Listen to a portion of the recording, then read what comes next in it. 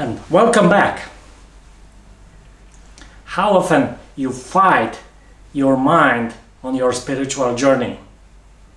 How often the mind as well wants to control each and every situation, even if it is the best situation that happens, it wants to really digest the situation, find the weak spots and tell you what are the weaknesses of the situation, rather than enabling your heart to feel the love, joy and happiness of what is happening on permanent basis, and on permanent basis in a way as well to let the things happen their way that they were planned to happen, not necessarily the way that is influenced by your mind's perception. How often you find the mind? Do you think it's best to fight the mind? Or maybe you found another way to really reduce the mind noise that is happening all the time, mind noise that tells you, okay, do that, I need to do that, do not do that. Especially in the context of really the human beings that you care about, the adults, the kids. How often you let your mind try to control the situation, try to really put the situation in the context that it already knows, so that everyone is safe. Because human brain wants to really, most of the time, keep you safe by cutting all the unneeded choices that might be really not beneficial for you in the perspective of what human brain knows.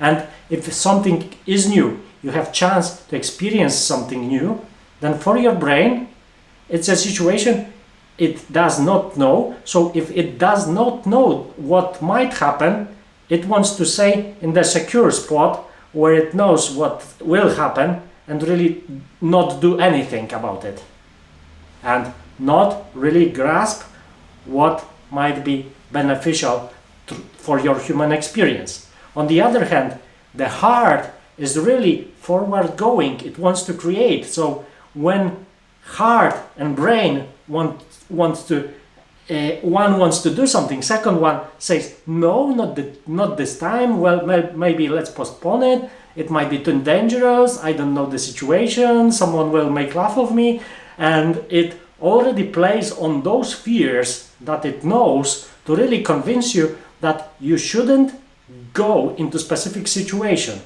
But is there a way really to just refocus, to just bring back the balance so that the mind is not as disturbing?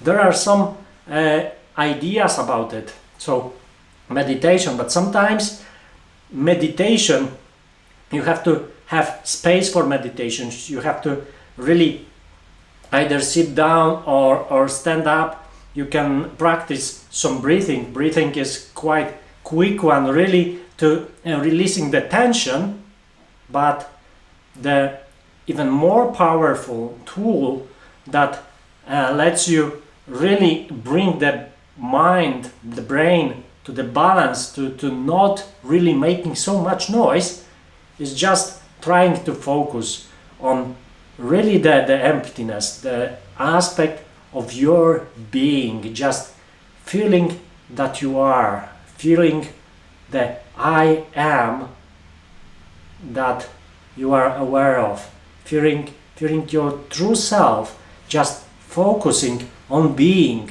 focusing on just this emptiness. Even focusing on the breath itself brings much more calmness in much quicker manner. So even if you just focus on the breath, or even if you close your eyes and focus on your being, it's very effective.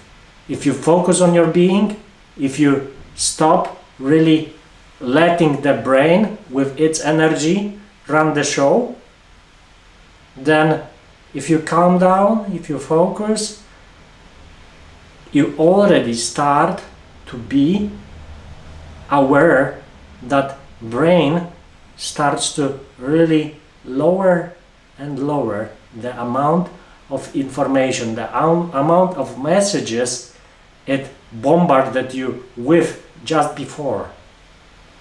If you focus on just being present, just feeling your whole body, just focusing on single aspect of your body, breathing, just repeating something permanently like mantra, just singing kind of short song as well in your head, you will see that you will get much more calm, shorter period of time, and your mind noise, so this talkative aspect of the mind will drop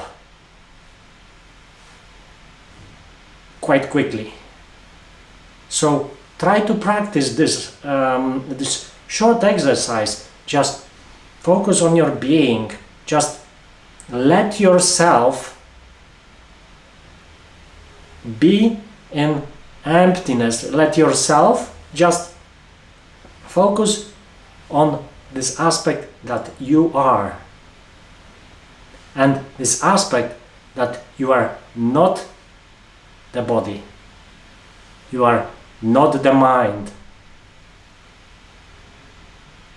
you are human being, the spiritually enabled human being that has access to higher consciousness.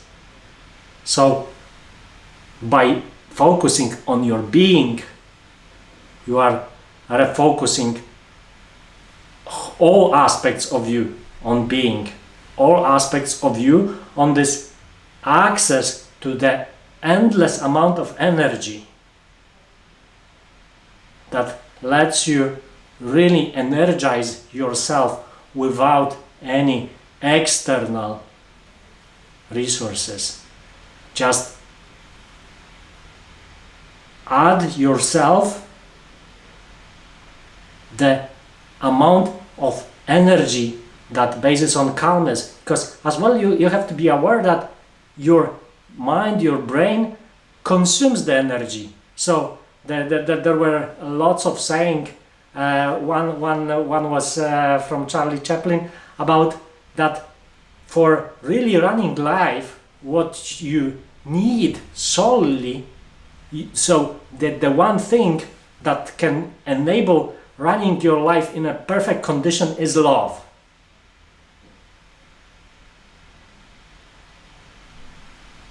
And it will be full of surprises.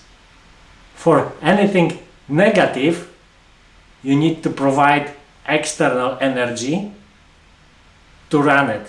So your brain is kind of in a situation when sometimes it wants to react, but it consumes energy.